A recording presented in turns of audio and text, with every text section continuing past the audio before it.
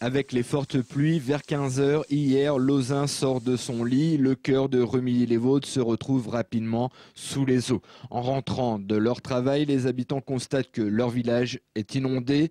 Routes et habitations sont sérieusement touchées. Ça a commencé à déborder vers les 4h30, 5h moins le quart.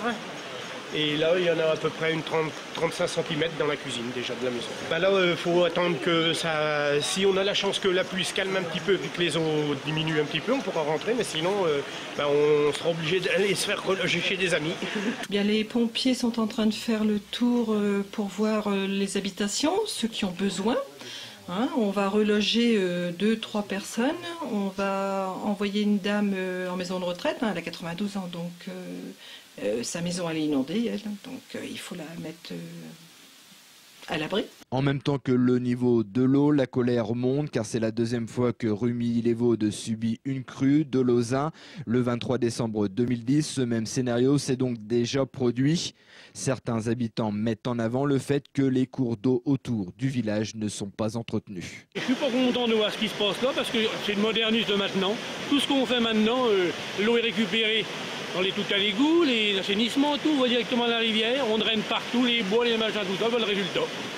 C'est pas normal. Alors que c'est pas l'hiver, c'est quand même le printemps, c'est pas normal. Cette situation devrait être automatiquement déjà terminée. On ne devrait pas, on a été reconnu l'an dernier catastrophe naturelle. Je ne comprends plus de la part de certaines personnes, j'ose le dire, incompétentes, tant pire, même si ça blesse certaines personnes. Ils auraient dû faire le nettoyage depuis la Seine, et je me charge. Tiens, j'ai une lettre là, je vais la redonner aux personnes compétentes. Avec ce genre d'incidents à répétition, la solidarité entre voisins est désormais bien établie. On voit que tous les habitants, il n'y a pas de souci, ils s'entraident et tout.